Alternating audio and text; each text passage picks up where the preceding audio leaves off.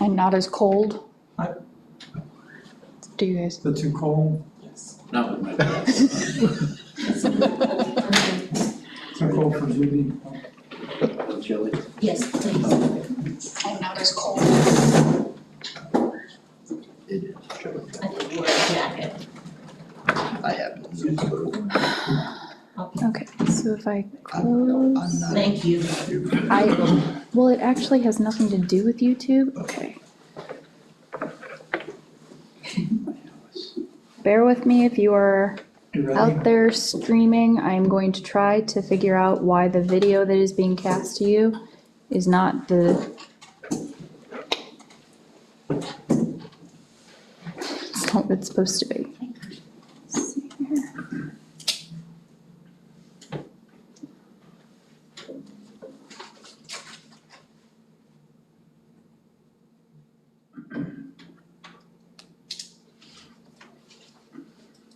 I-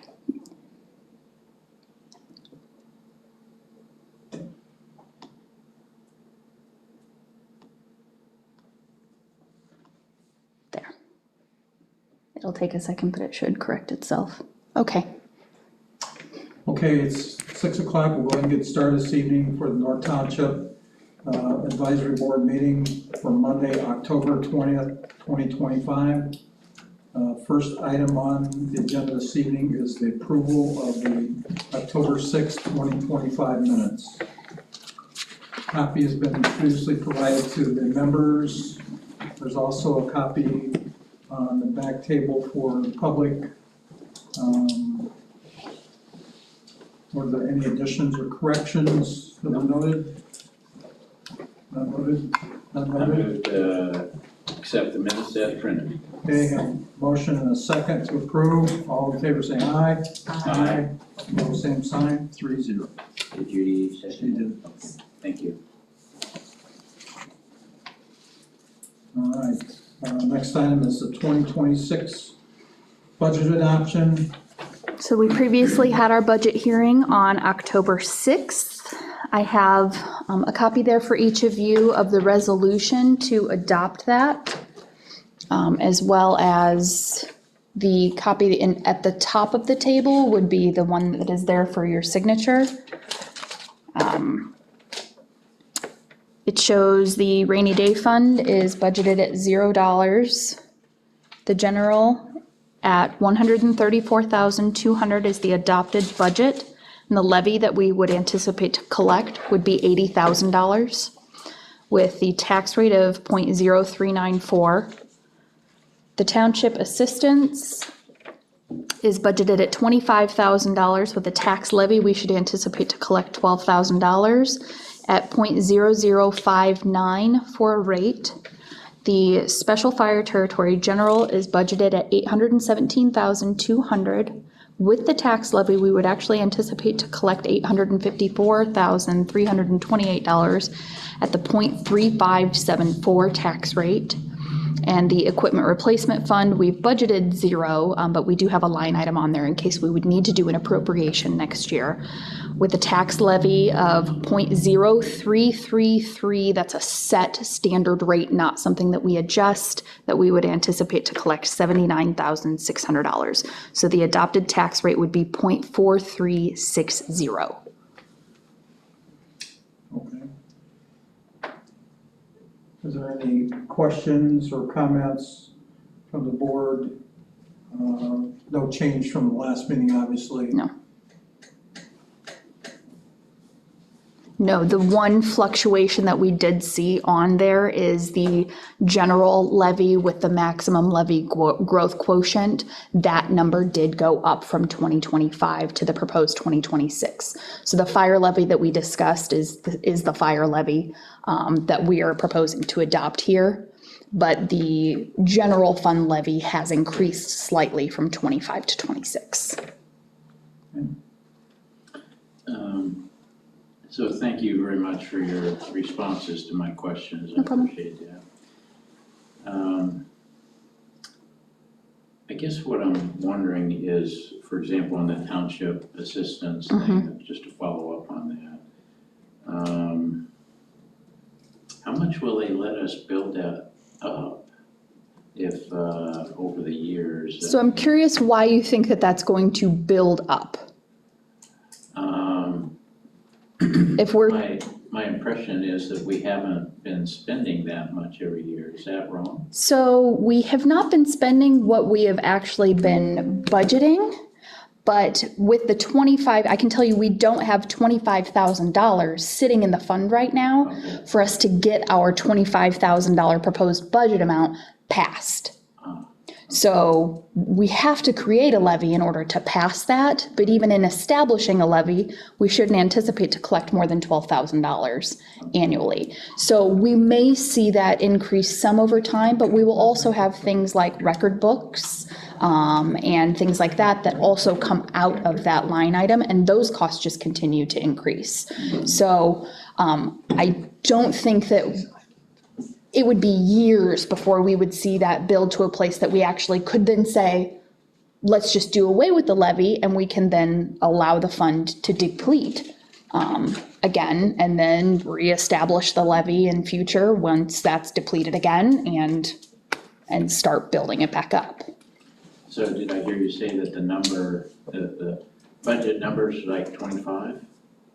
Or, $25,000 is what we've budgeted. And so is, trying to remember a similar conversation, do they allow us to go 10% over that eventually? I'm just trying to. No, that only exists in the fire territory. Okay, So there isn't, unless they create something in future, there's not a cap that says we can only have 120% over what we have in the adopted budget sitting in that fund. That's specific to the fire territory. but we wouldn't want a whole lot in that fund because would that be applicable to that road thing? No, the township assistance fund is not subject to that. It's the Okay. general fund and the rainy day fund. Okay, cool. Yep. Maybe in the future we can, if we discover that our people are going through rough times, generally speaking, as a community, maybe we might loosen things up a little bit and be a bit more generous. I'm just throwing that out there for the board, just if, not to go hog wild, I'm not trying to Right. do too much here, but if our community is having a rough time, then perhaps we could see if there's a way to appropriately help those people out. I mean, typically we've just followed the state guidelines Right. on that, but But for example, like, we set our cap at, what is that, 100% of, or 150% Of the federal poverty level. rate. So, I mean, we could change that slightly or whatever, I mean, I'm just thinking ahead, that's all, so. Okay. Thank you very much. I have nothing further. Okay. I move adoption of the resolution for the appropriations and tax rates. All right, we have a motion made for approval of the resolution as presented. I second the We have a motion. second. Okay. Any further discussion? None noted.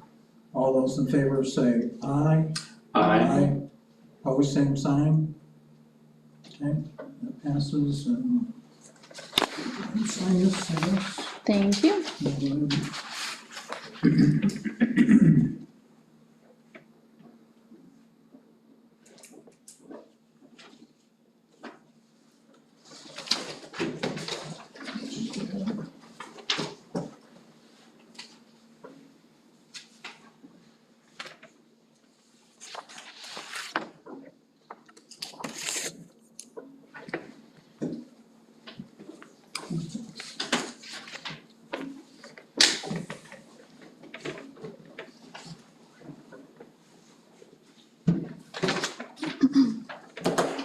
Check the right box, didn't Yes, I? Aye. yes, yes. I checked your check. Sometimes I'm driving home, I thought, oh, did I check the box? All right, next item, line item appropriation resolution. Yes, so normally we'd wait until the end of the year to do this, but I wanted to give us a better idea of where the fund balances actually were. So I created the resolution to try to bring things back to balance. Okay. So transfer number 1 would be from the Territory General Fund category, Other Services and Charges. The subcategory would be loan repayment, $40,000 we would be transferring to the Territory General Other Services and Charges, small equipment, which presently is sitting at a negative $40,000, and that was for the purchase of the SCBA's. Right. So that would bring the loan repayment fund balance to 0, and would also then bring that small equipment fund balance back up to 0 instead of a negative $40,000. Transfer number 2, again from the Territory General Fund, Other Services and Charges. From the Training Fund, I propose transferring $3,000, which presently has $6,483.60 in it. After the transfer, it would have $3,483.60 to the Other Services and Charges Miscellaneous fund, which is presently sitting at negative $200.95. So the amount that would be available after would be $2,799.05. That fund is what I have been using to pay the EMSMC monthly bill that we receive for their percentage of the collections from the billing. Transfer number 3 from Territory General Office Supplies. Proposing to transfer $2,100, which currently has $3,805, so it would bring that down to $1,705, to the Professional Services category for the ALS Assists. That's presently sitting at negative $900, and would bring that fund up to $1,200. So the ALS Assists, every time a paramedic is called, Tri-County bills us $300. So That's a Bremen paramedic. So, correct. which is Tri-County.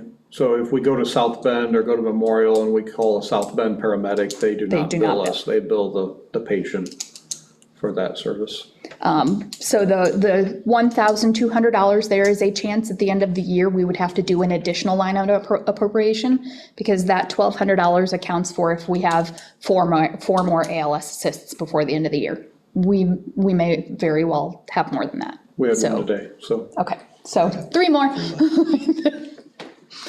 3 left. Then transfer number 4 from the Territory General Fund, other operating supplies, the fuel subcategory. I propose transferring $5,000. There is presently $15,219.72. That would bring it down to $10,219.72. Transferring it to the station maintenance and supplies line item, which presently has negative $2,990.59. It would bring that balance back up to $2,009.41. Transfer number 4 is actually from the Township General Fund, other services and charges, the library cards category. I want to transfer $50 out of that fund, which presently has $1,000 in it. It would bring it to $950, over to the ITA subcategory, which is presently sitting at a negative $50 because their annual fee went up to $250 for 2025. So we've accounted for that appropriately for next year's budget, but this year we need to do an appropriation for that. And I try to pull it from the same category whenever possible. We could pull it from another category if you guys didn't feel comfortable with pulling it from library cards. But the library has not reached out that the funds have depleted over there, so I just pulled it from the same category at this point. I was going to pull up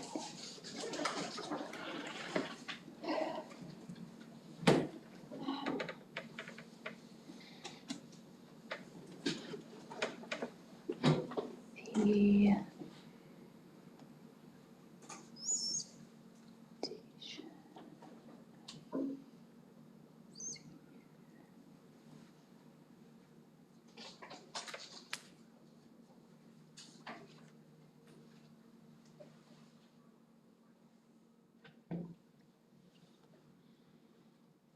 The station maintenance and supplies, the negative $2,990, that was primarily from, let me double check.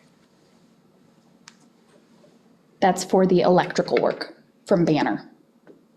That's what brought that down, was we had that $7,436 bill from Banner Electric.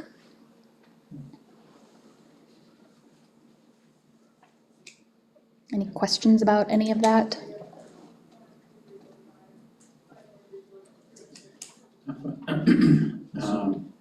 Regarding any of the five? Okay. I find it a bit concerning that we're not utilizing training monies that are available.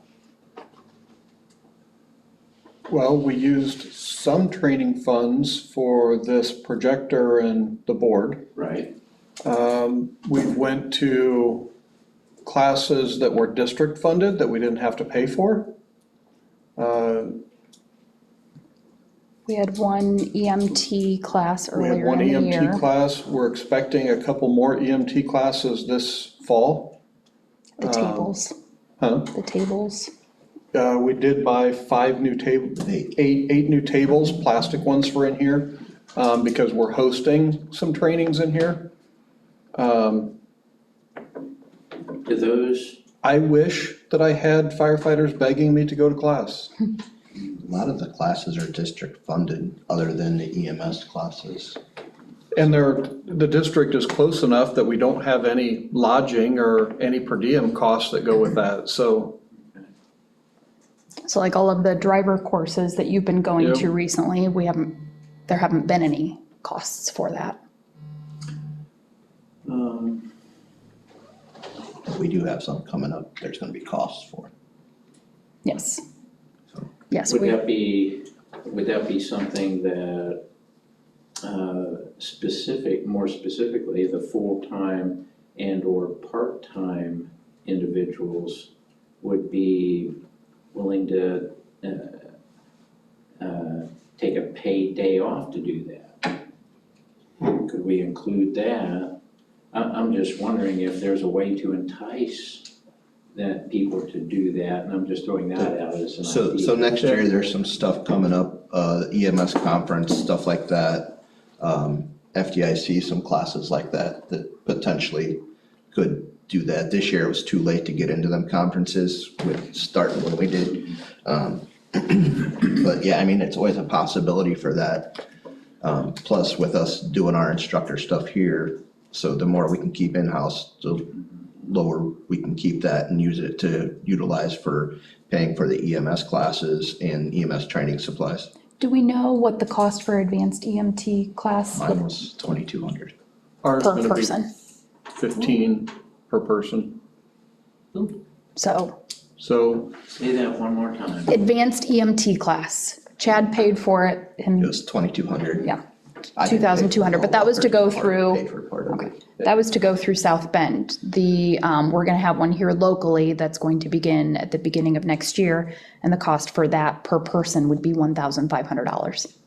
So that we're anticipating using some of that fund, for that. I did send my, him and John and my 2 training officers, my fire training officer, my EMS training officer, a message just 2 weeks ago, A week ago or talking maybe two. about some options to buy, whether it be new CPR mannequins or stop the bleed mannequins or some fire training stuff. So I did approach my training officers looking to see if there was any supplies or materials that we would like to buy for that purpose, so, And I have some, I just haven't used. yeah.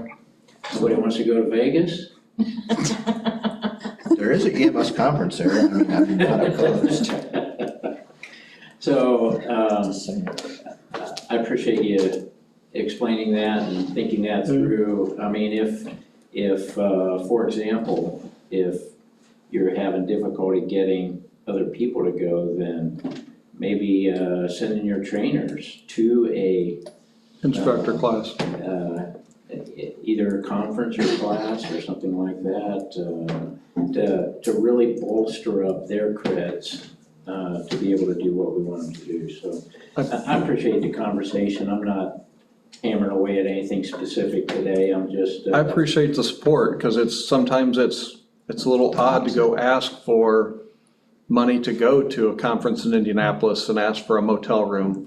And then, right now, John, Chad, and I are the only 3 instructors in our department. So for us to get out of the area too far, Sure. all at the same time, we try to work that out. We're actually hosting an instructor 2 class so that him and I can get another step up in the platform. But Awesome. at least if we hold the class here and we get a major call here, we can ditch class to go, so. Well, we can go for donuts or anything.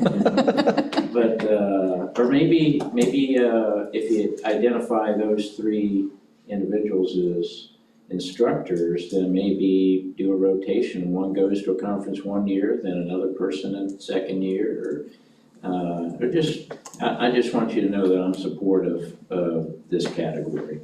Perfect, I appreciate that. That's all I have. All right, so we're at a point now where we've talked about the resolutions and questions. Interested in a motion to approve this resolution. I move to adopt resolution 2025-5 regarding appropriations. Line item appropriations. Line item appropriations. A motion that's been made, I second the I motion. have a second. All in favor of the motion, signify by saying aye. Aye. Opposed, same sign. Thank you.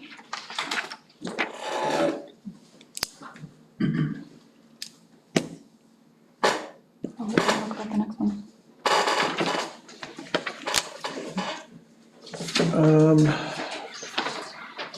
So Emily and I and Steve Davenport briefly met with an engineer architect from Alliance Architects. Kind of spoke with him about what we're looking to do and what we're trying to gain, and what the steps were for that. He put together a proposal of some options. I believe Emily gave you guys that portion of it. Yep.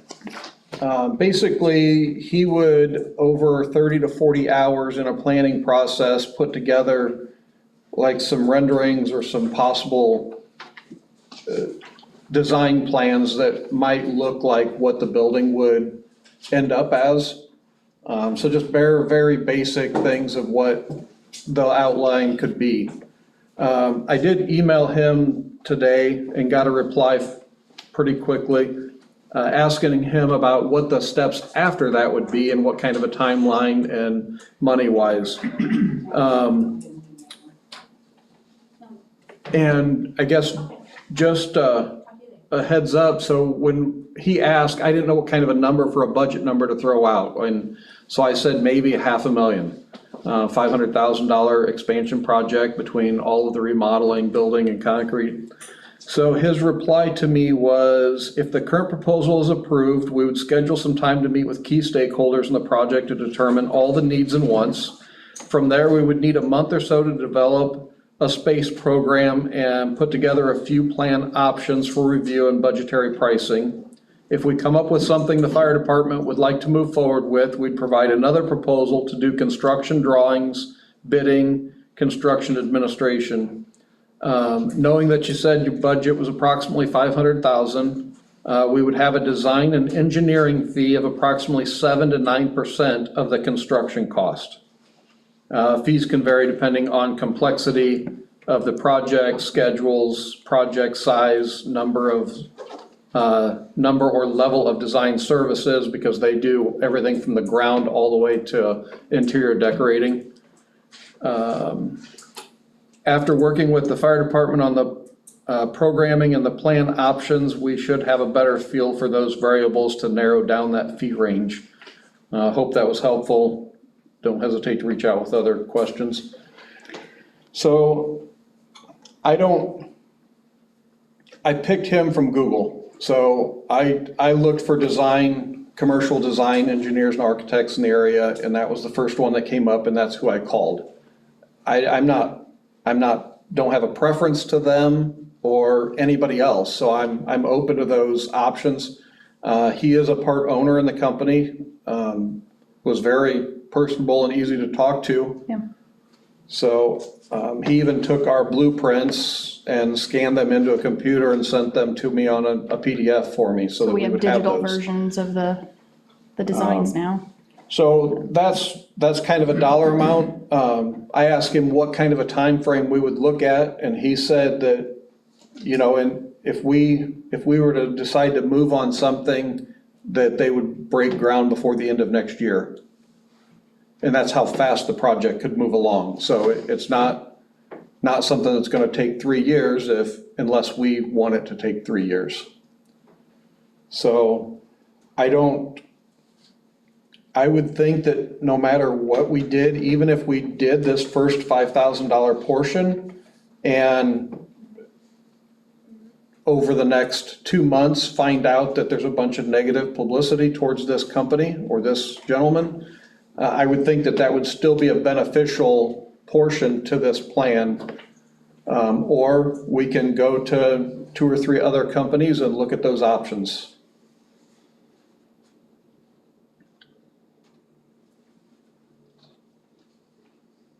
From what I've read and meeting the gentleman, I didn't have any issues with him at all, so.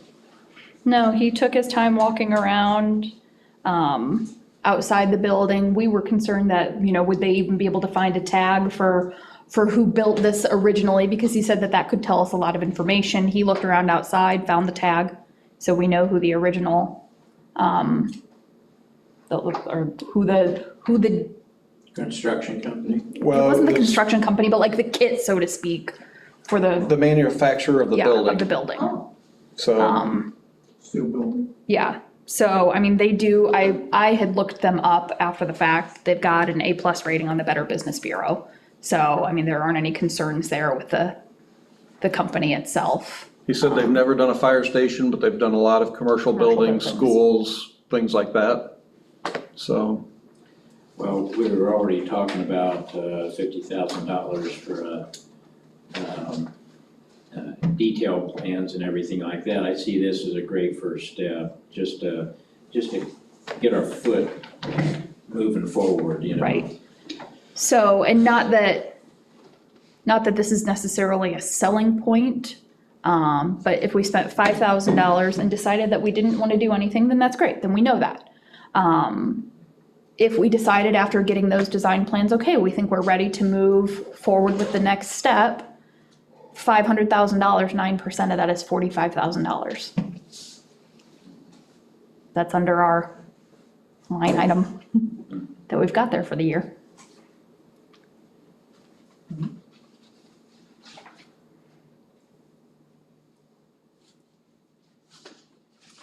And I like number 7, you know, they'll look at different options, cost projections for different options, that sort of thing. I think it's a great first step, so.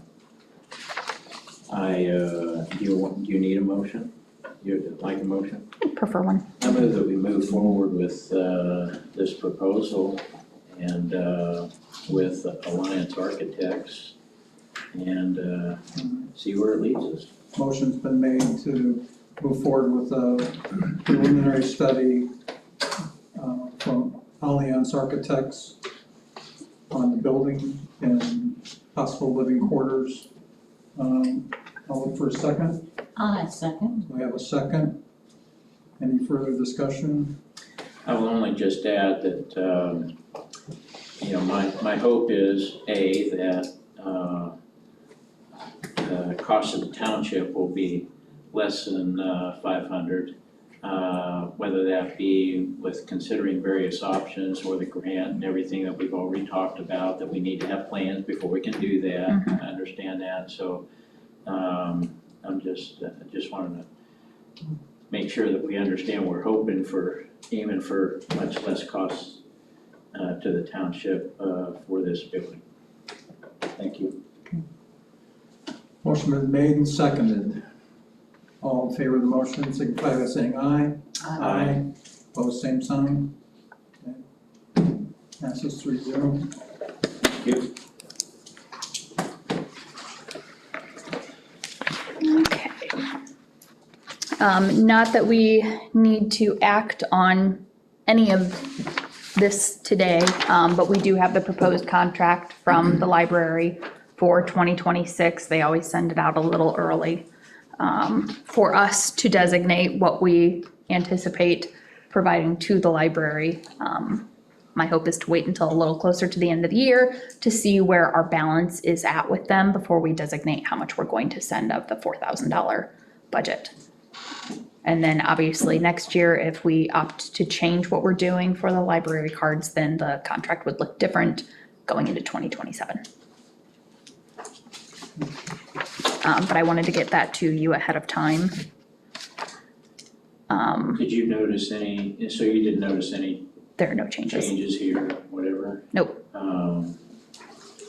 And so it's just a matter of,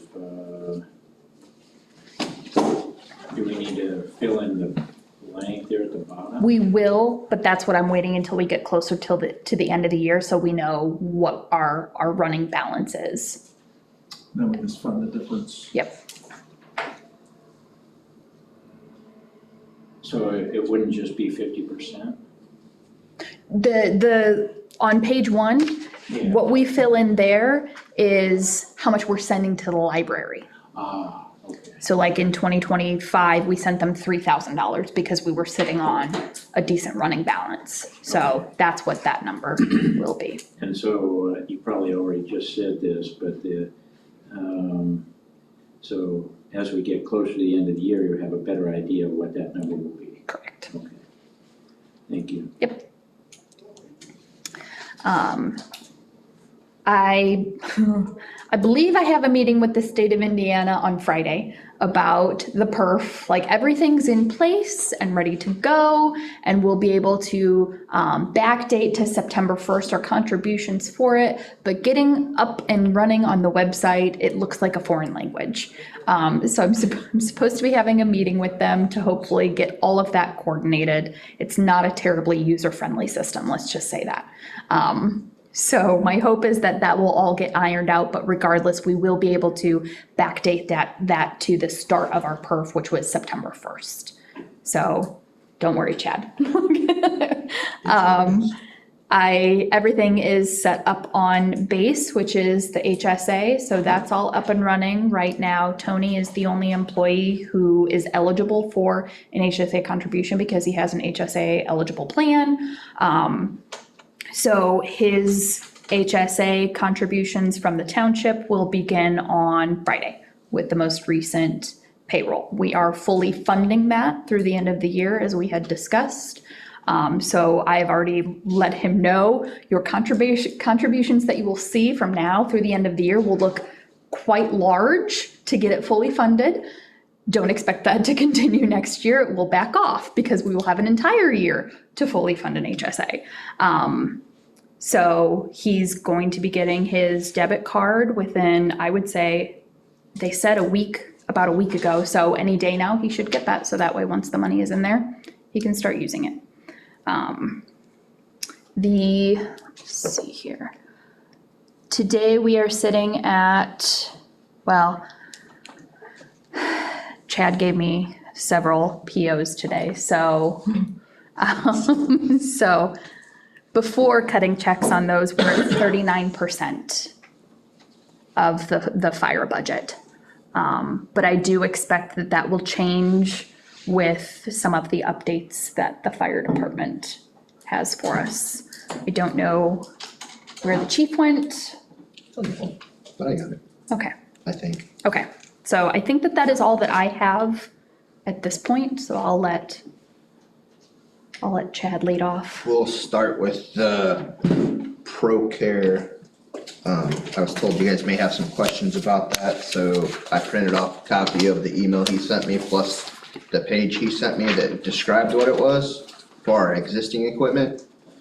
So, like his email says, ProCare agreement, this is our best service option, includes any and all repairs, labor, travel, and battery coverage. The one thing he didn't put on there is if a non-ProCare person had called and had a problem, and we call and have a problem, we go above them.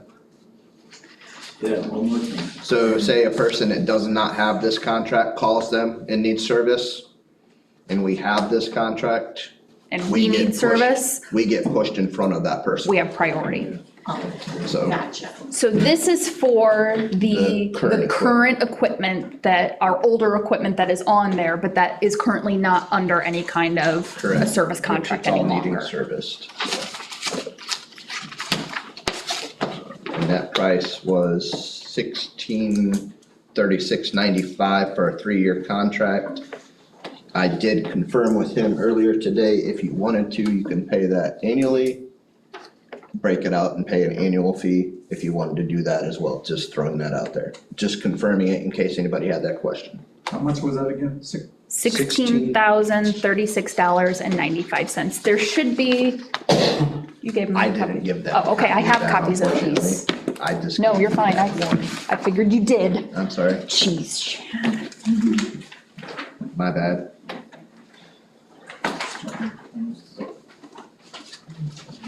Thank you. There we go.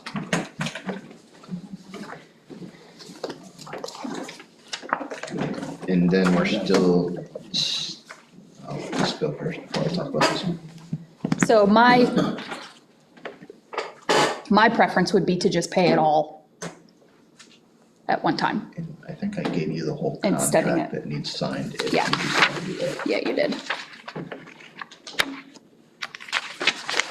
If that's something that you guys want to That's do. on existing equipment, but we don't know about, That's for the equipment on the one ambulance that we will be keeping. Correct. okay. Plus is just one. Yes, one set of equipment. So when we get the other one, The other set of equipment that I got you guys pricing on, that was included in that pricing, okay, gotcha. so So, that helps. I was trying to figure out how to do this earlier, but can we come up with maybe the correct year, or I don't want to use a nickname like the Green Hornet or, So but. the equipment's on mobile two that we're keeping, Mobile 2, if that helps you. and that's the one that we currently own the equipment on. That's It's the blue and unconfirmed. white one. Well, Yeah, Okay, yes. so Mobile 2, Mobile 2 is the blue and white, It's the is the blue and white 2019. ambulance. is 2019. 19, not the ambulance that is being remounted. Mobile 2, 2019.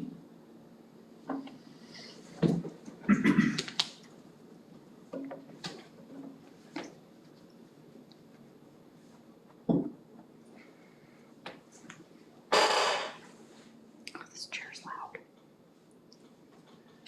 It's in WD-40. And just one more thing on here, this is the one that's already been reboxed or, what, Correct. That one's Oh, already. already been remounted, Yes, yes. that one's a remounted chassis, Yes. a remounted box on a new chassis. How we went with that. so am I to assume that the other one is Mobile 1? Correct. Okay. and you mentioned nicknames. They were calling it. It has a nickname, Kermit. Oh, Mobile 2 has a nickname? No, Mobile One has a nickname, and it's Kermit. The Oh, green, the Herman. green, 'Cause it's yeah. green. It's the Green Hornet. Only yours. That's what I nicknamed it. Okay, and that's 2017, 16. 16, okay. All right. That's what they even said it out of. Thank you very much, that's helpful.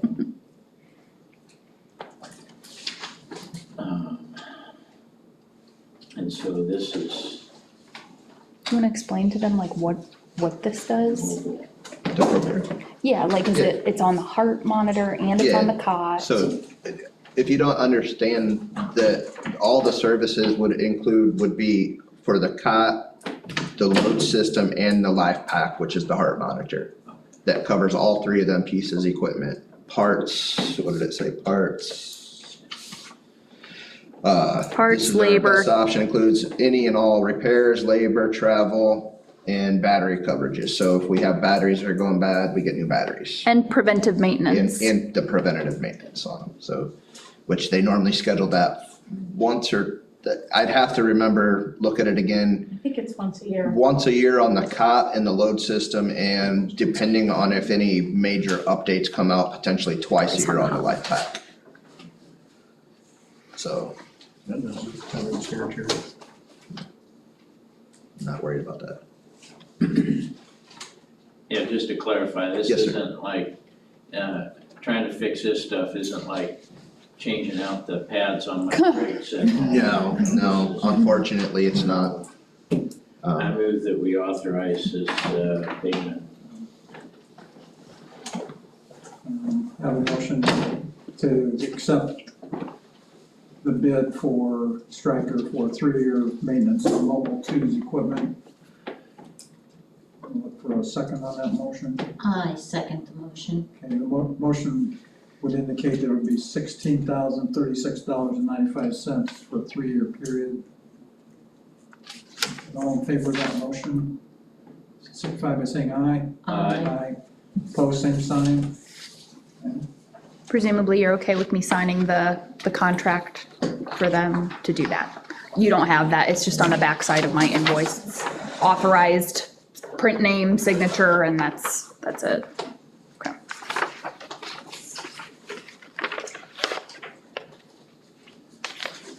What else? Engine one broke down on us a week ago.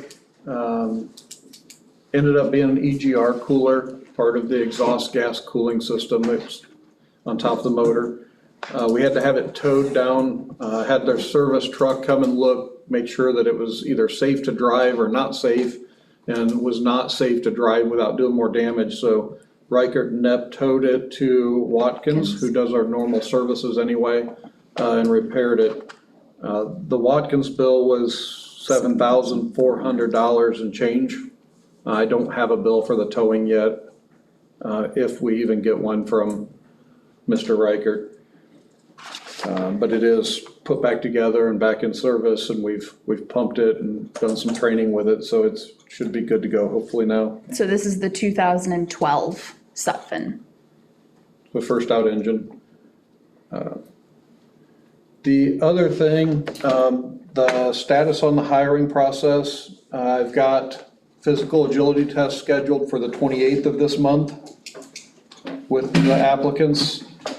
I'm hoping in either late in the first week of November or beginning of the second week of November to do the department interview. So I would propose executive session for the fire territory board for interviews, assuming we're gonna do the same process we did the first time. and then we'll have the township meeting closely after to hear the recommendation of the territory.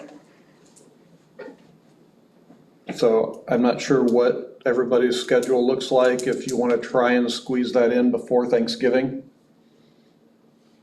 Yeah, I And would then think, we the- don't wanna leave them hanging for Right. an extended period of time, Well, so, but I also need to make sure I have enough time to get department interviews.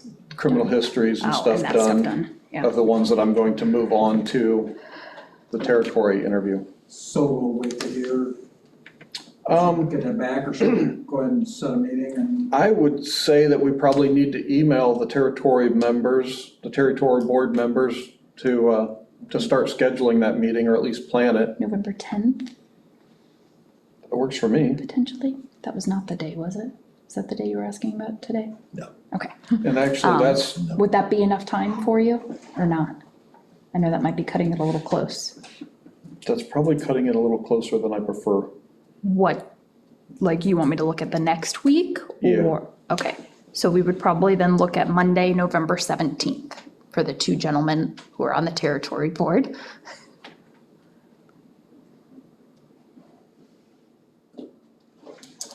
That'd be fine with me, but, you know, the territory.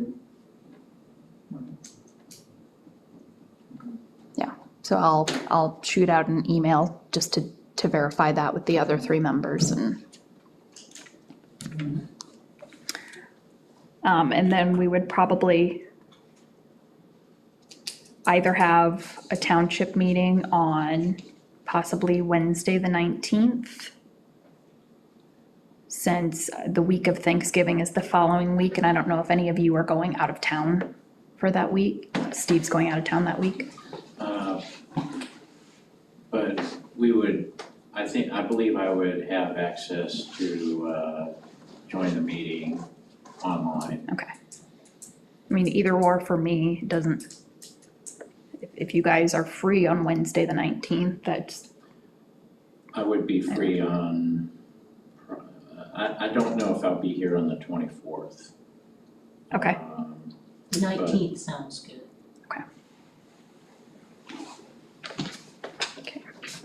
But again, I think I can be flexible and join the meeting. I don't know how early everybody would start a meeting, but we could interview from like 5 to 6, territory meeting.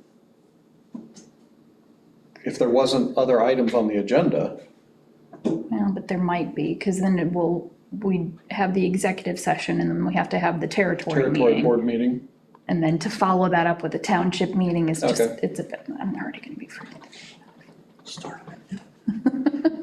Okay, Just a so thought. let's Two of them plan are for gonna be November early. 17th at 5 for the territory board, because that's when the executive session would be. Followed by the meeting at 6. And November 19th at 6 o'clock for the township. If for whatever reason the 17th didn't work and wouldn't get us a quorum for the executive meeting and the session, I'll be in touch, but otherwise, let's plan for that. Judy, you are welcome, even though you're not on the territory board, you will have an invitation to come to the executive session if you want to hear the interviews in person. Oh, okay.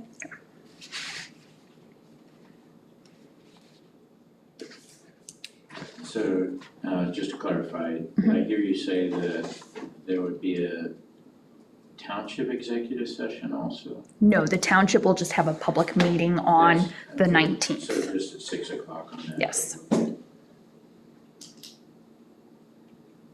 Thank you. Yep.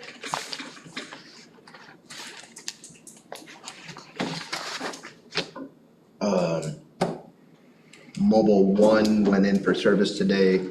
Other than the service, there were some repairs that needed done. Total bill was like $1228.50, I think, right in that area. So You're it's all looking at done, the back in service, ready to go. It was a thermostat. Thermostat, a bad transducer on one of the sensors, and then update for the regen system, which is the exhaust system that had to be put in to fix another issue that it had because it wasn't going through a full exhaust cycle to clean it out properly, for the best description I can give you. And so all the vehicles are serviced for the year, right? Only thing that hasn't been serviced yet, and we're gonna wait until after winter, was the pump The motors pumps. on the grass trucks. So, the only other thing I have for you, I also gave you guys a copy from Patrick, which is the contact from Stryker, on the new equipment lead times. The cot's 2 weeks, the load system's 2 weeks, and the life packs are 4 weeks. I know we haven't made a decision there. I think from what I'm hearing, things are possibly getting closer, with the stuff, so. Yeah, what is We're the status on the lawsuit? Well, the lawsuit has been dismissed, but the settlement agreement still has not been executed. There has not been an official agreement come on that yet. So I know that at the last meeting, the discussion was, are we going to continue to wait? Well, let's wait and see if anything happens over the next 2 weeks. And here we are.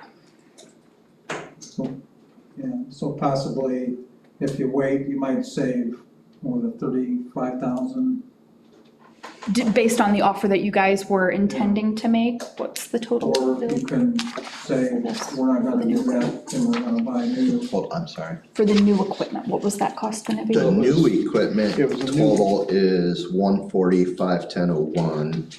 If we do a used, if they still have them, if Right. we would do a used load system and a cot, we're looking at about 103, 104,000, give or take a few dollars with shipping and stuff, just depending on what that Okay. charge actually ends up being.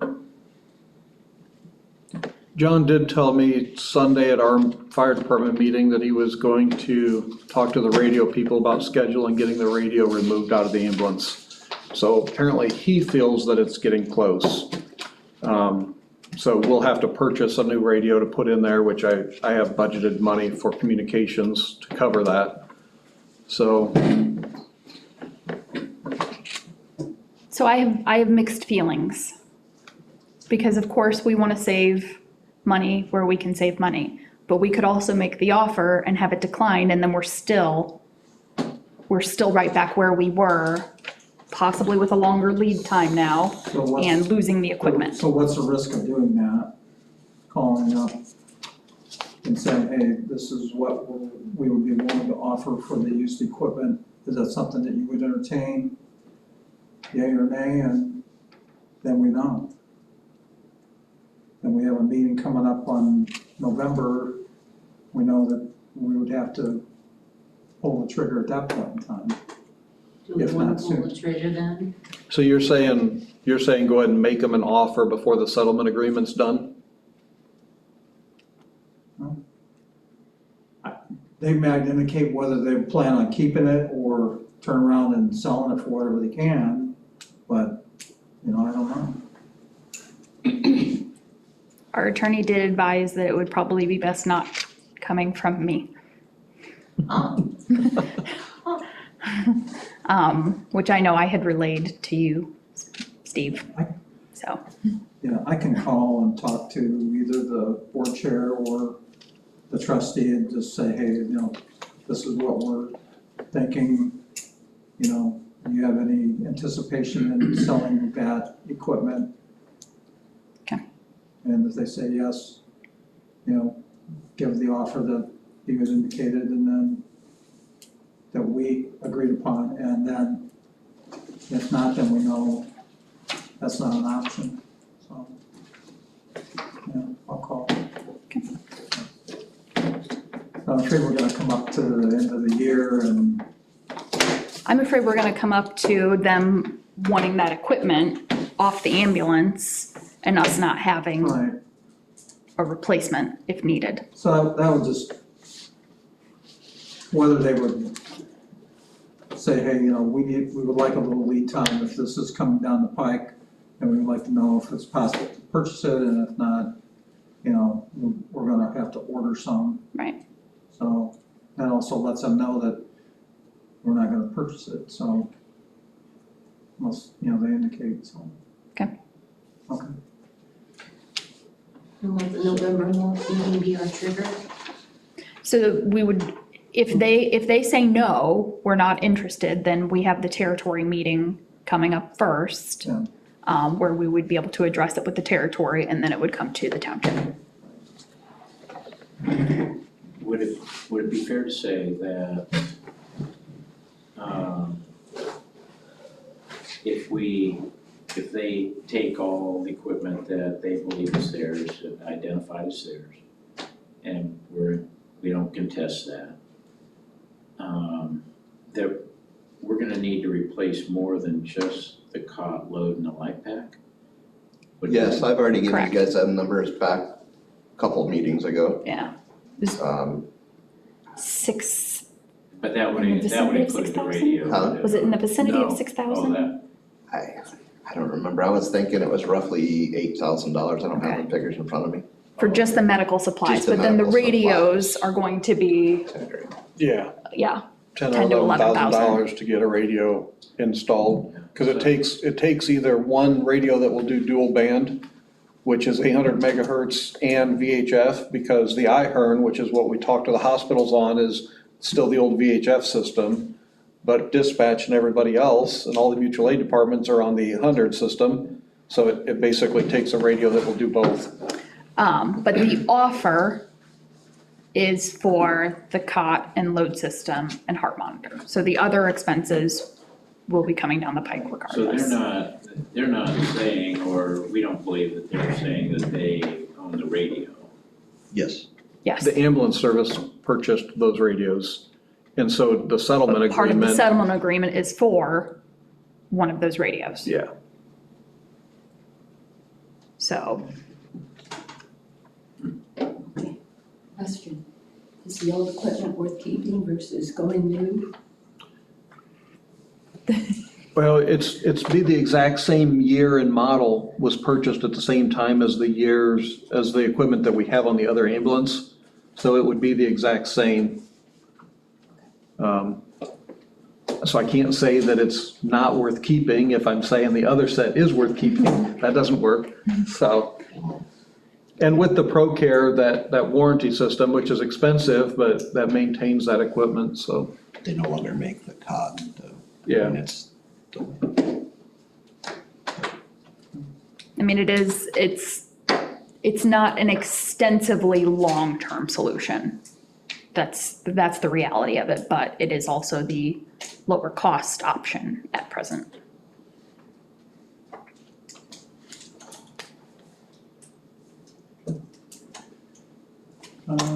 Anything else? I don't think so. Alice, your turn. That was my question. All right. Thank you. I wonder if I could ask a couple of questions. So is it standard operating procedure that whenever you have an incident, that there's a report drawn up from that incident? So whether it's how do I call it, the bloodborne pathogen? Oh, the blood whatever, exposure. Possible, I should say. And the door that was damaged. Are there incident reports that are drawn up for there with recommendations, and are those shared with the territory? There is not a report on the door. If you want a written up narrative on that, there could be. Okay. But everything else is, there's paperwork and reporting on, whether it be through workman's comp.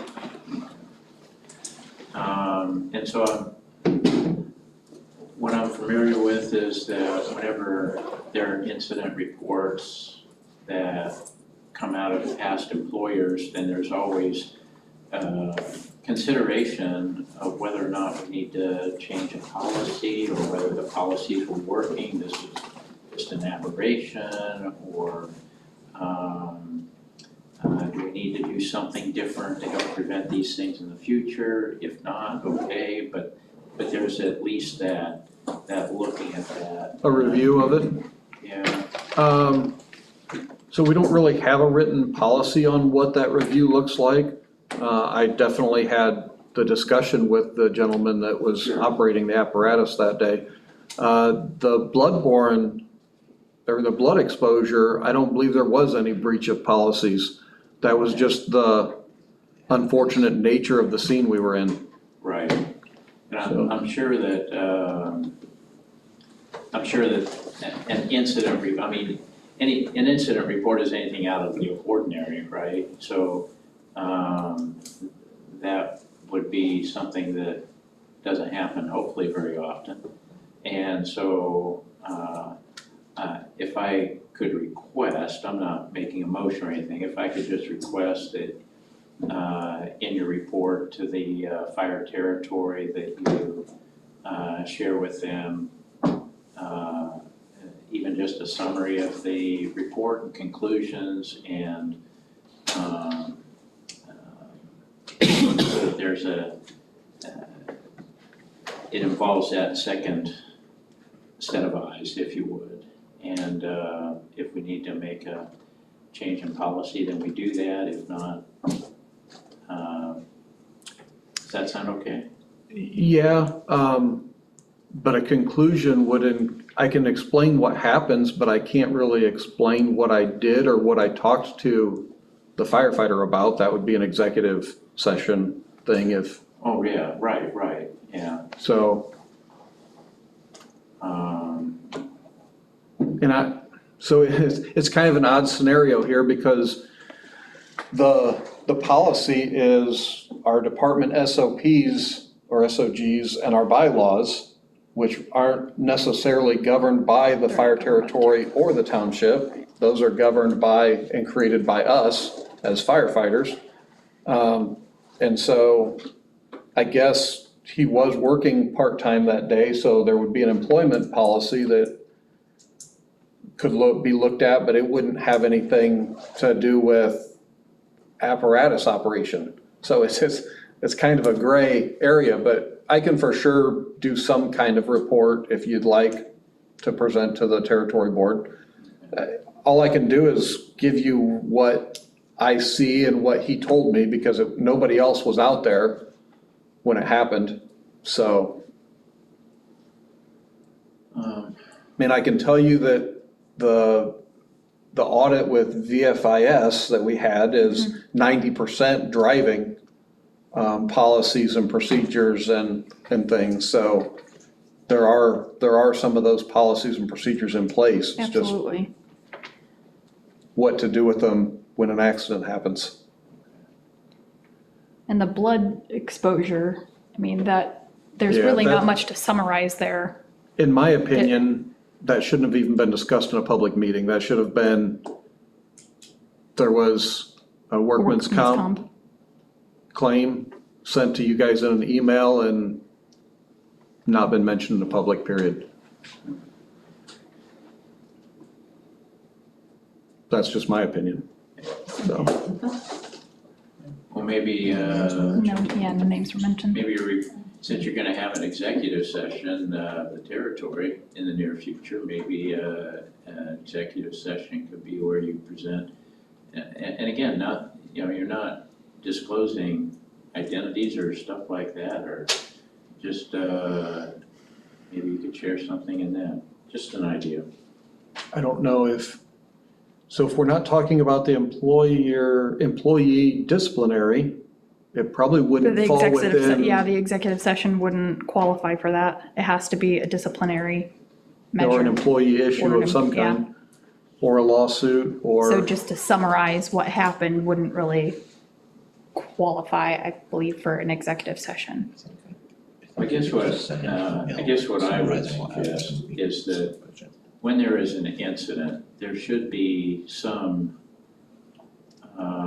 oversight function of the territory or this board.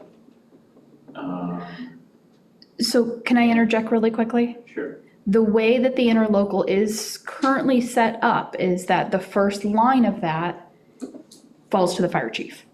That's the way you guys coordinated the interlocal agreement. Right. So- The first line of that. And then he's reporting to you what happened. So I guess I'm a little confused about what the next,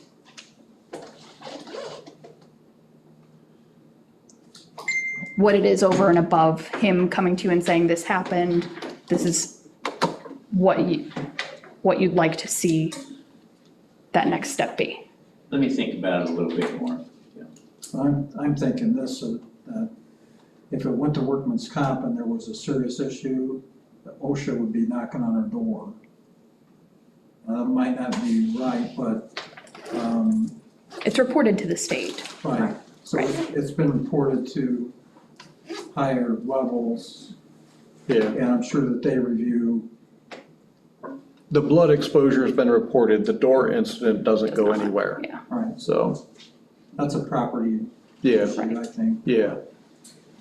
Although it does have some personnel but that's handled by the officer in charge, so, right, Yeah, I don't know. Other I than think mentioning that's the third door that I've seen hit in my 25 years of being on the department, unfortunately. So, frequency would be a bigger issue, and to me, I've not heard anything other any other issues. No, it's not with that individual or with doors. Right. Period, so not for. In fact, I don't know when door 6 was hit, 15 years ago, 10 years ago. so. Look how bad it's fitted on the bottom. Yeah.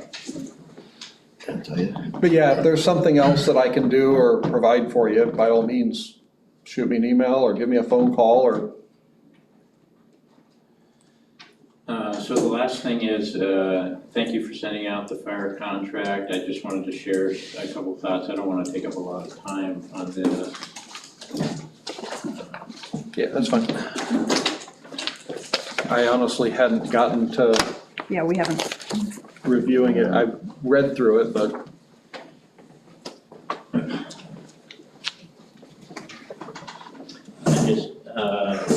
So the top part on the first page, I would like to, I'm adding to my list of things that I'd like to kind of look at next year. I would like to take a look at the policy of sending a fire truck on ambulance calls sometime. I'm not trying to make assumptions about that, but I mean, when I've had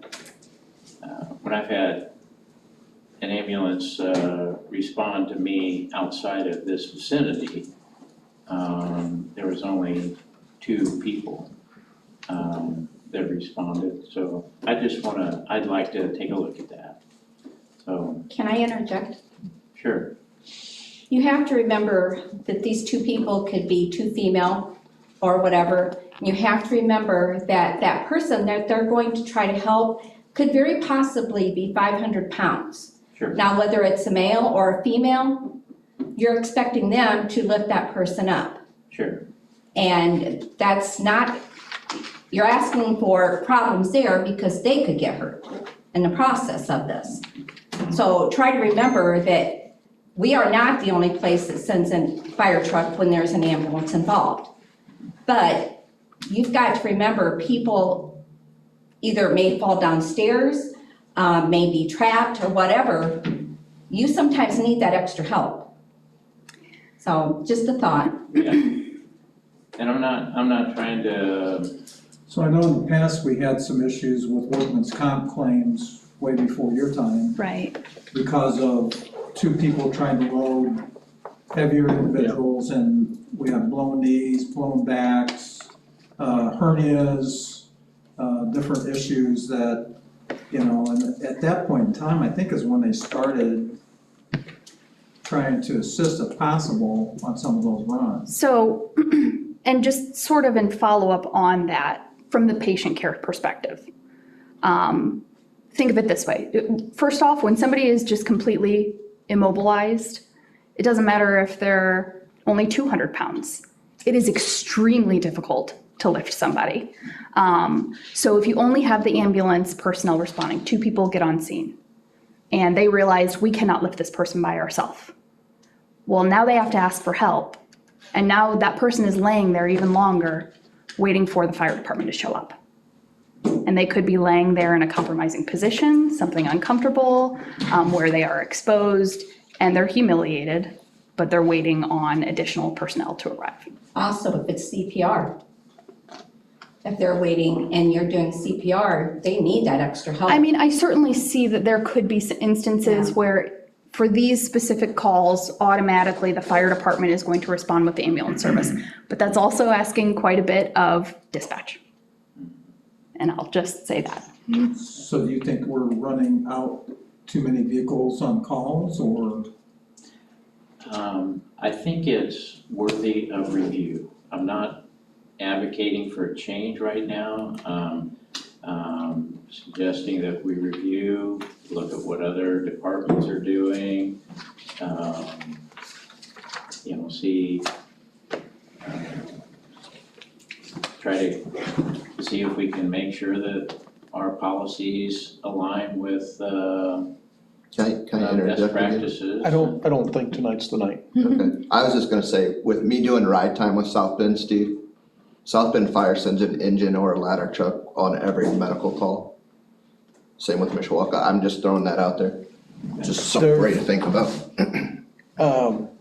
So as we progress and we get to 24/7 EMS coverage, I've looked at the possibility of letting that crew decide if they're gonna request a fire truck or not. So I'm not necessarily cutting the notion out. But by the same token, I also know what our dispatchers do and what they're capable of or what they don't do on a daily basis. And so I think that it's still going to be a 90% ratio that the ambulance is still going to request that fire truck. And if we go to that extra step, then that's just minutes that are wasted. So, but I'm not opposed to looking at the option because the ambulance crew can always ask for extra help. It's just whether or not, for the number of runs that would be, that they would not ask, is pretty slim, very slim. Because if nothing else, getting the cot in the house. So you take the cot to the door, you take your equipment in, you assess the patient. Now both of your crew have come back outside to help get that cot in the house. And so it's leaving a patient unattended to for a period of maybe minutes. But there's a lot of details to be considered in that, but I'm not out of the discussion. Okay. One of the reasons I wanted to move it out of the discussion or into a discussion was because the less number of runs that the volunteers go to makes each call that they do go to worth more money. Because if you give us a $40,000 check to write as compensation, that's broke down by how many calls each person has run. And so if there's only 200 calls versus 300 calls that they respond to, then each call is worth more money. And over and over and over, we heard during public hearings, let's take better care of the volunteers. So, but I agree with everybody else that has said that that is a very small percentage that they don't need at least one extra person, if not two or three. So. Thank you. Yeah. On some of your highlighted sections on this, so on page 5, the fire department does file their tax documents, everything goes to their accountant at the beginning of the year. So that's, Yeah, I just didn't see it in the contract. I was just including it in the contract. I added that. well, but we don't, they're a private, We're a private corporation. they're a You guys private don't corporation. oversee our taxes and Yeah. finances. I know I don't oversee that, but I want assurance that these documents are filed. Well, if we don't file them, this would be null and void because we wouldn't be an entity anymore.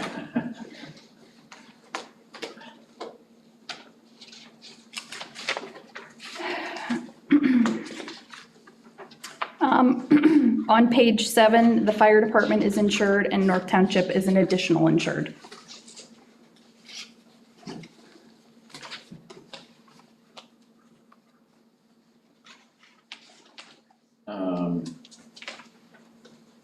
What I see under 16A is that North will purchase the insurance We do. policy for the fire department. We do. And the policy is in the fire department's name and North Township is listed as an additional insured. Oh, so, and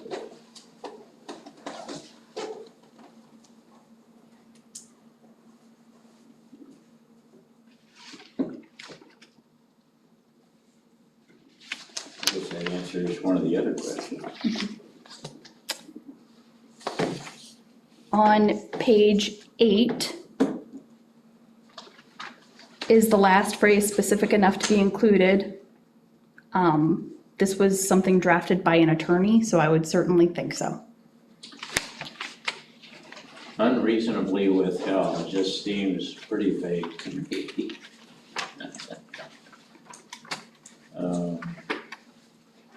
So,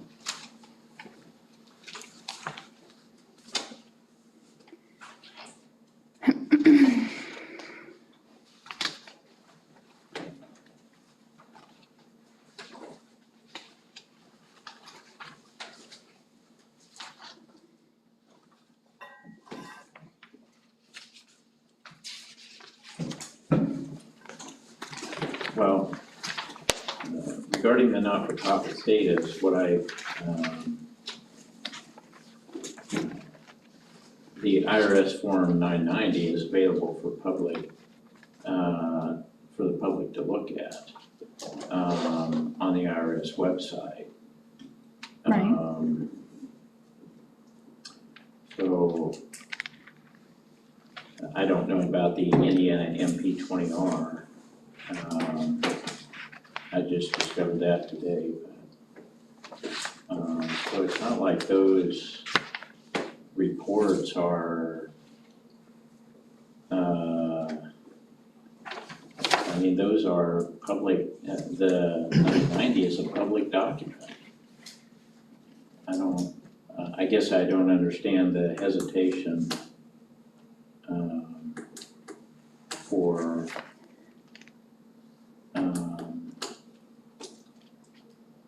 why you don't want us to see that.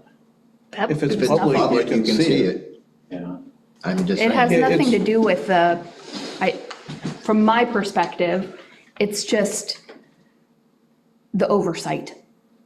That we want oversight on this, and we want oversight on this, and we want oversight on this, but we know that they legally have to do these things. So do we have to tell them that they have to do these things? So the contract is basically for you to provide equipment and for us to provide manpower to run your equipment and respond to calls. It's not a contract on how the fire department is operated.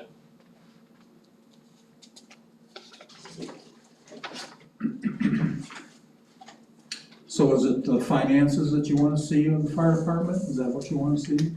no, I just, So they're saying that they file it every year. I think if it's public knowledge, we can see the filing. So I'm not quite sure exactly what you're asking for then.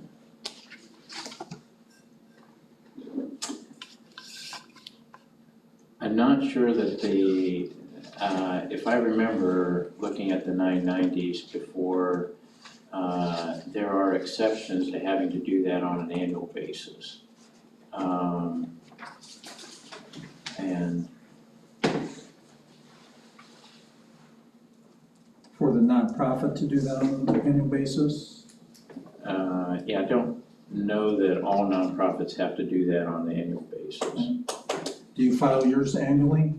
We file our taxes with H&R Block annually. We do the E1 entity report annually. All that stuff gets filed annually.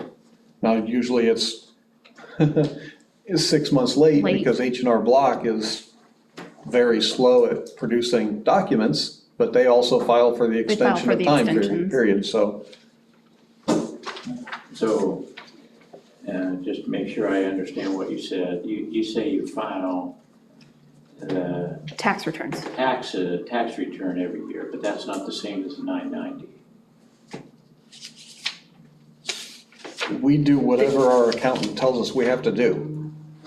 So we take them a dollar amount that we get in the contract, we give them a total run number and a dollar amount, we take that to them, they tell us how much to write the checks for, so we write the compensation checks, and they do everything else, other than the entity report, which we We file file. the entity report So we, and the E1 report with Indiana Gateway. I mean, I guess I don't know. And Gateway specifically asks on the E1 entity report about a 990 and things like that, and will let us know if at some point it is needed. Okay. So I guess I don't know what is needed in a 990. We just do what our accountants tell us we have to do. Okay. To maintain your. Yeah, tax yeah, returns. Yeah. yeah. Because I always thought back in the day, there was an application process that you had to do and go through to get or to maintain your non-for-profit. And they say as long as you file your taxes and do the E1, that your non-for-profit status stays intact. Because I had to fight to, in fact, the department paid a bunch of money about my first year as fire chief because it was dropped in 2 or 3 years prior to me taking over as chief and had to get our non-for-profit status back. So.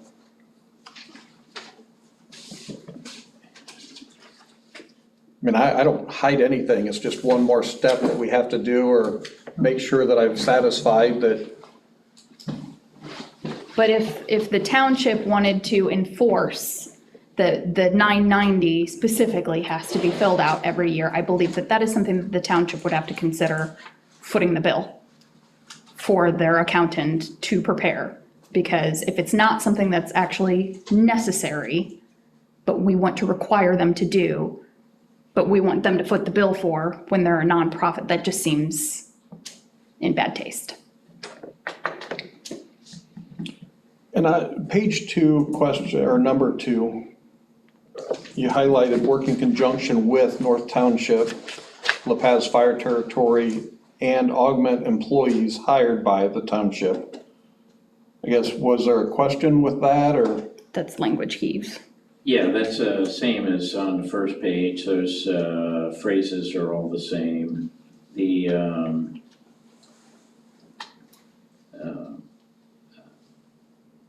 way I read the first statement in those sections without the yellow highlighted is that it's almost like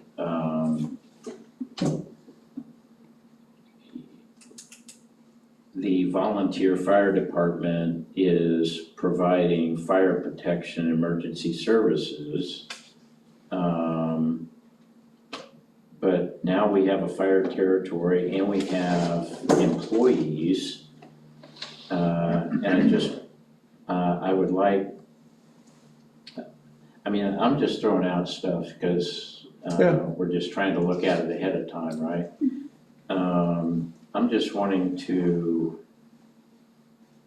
note that there's been a transition. And I'm not sure exactly how to word that, but that we're all three are trying to work together as a team.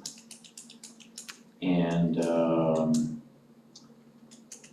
I think you're looking too far into it. So. I feel like the interlocal did some of what I think that you're trying to clarify in here. I feel like the interlocal did that, personally. That's my viewpoint of it. okay. So the volunteers are still contracted with the township, provide those services. The township has also, through the territory, hired more employees. But it also talks in the interlocal about the fire chief controlling all of it, all of the employees, other than employment problems. But as far as operationally, the fire chief Is the still, first line. yeah, still controls all of that. So it's not that it's one or the other, it's basically all one working as one. And So this contract isn't with the territory or the territory employees. This contract is With North with Township. North Township And the town of LaPaz signs yes, as well. and the Volunteers Incorporated.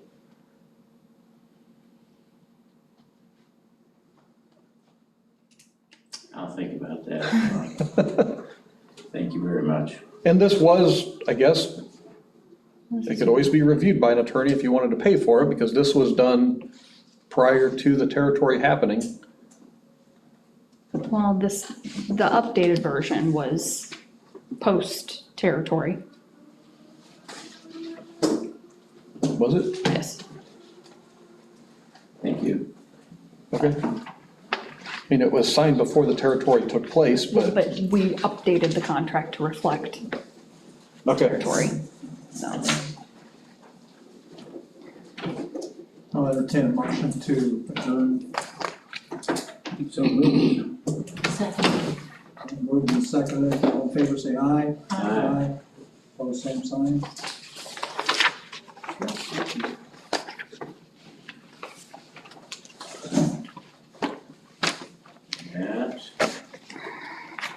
7:24.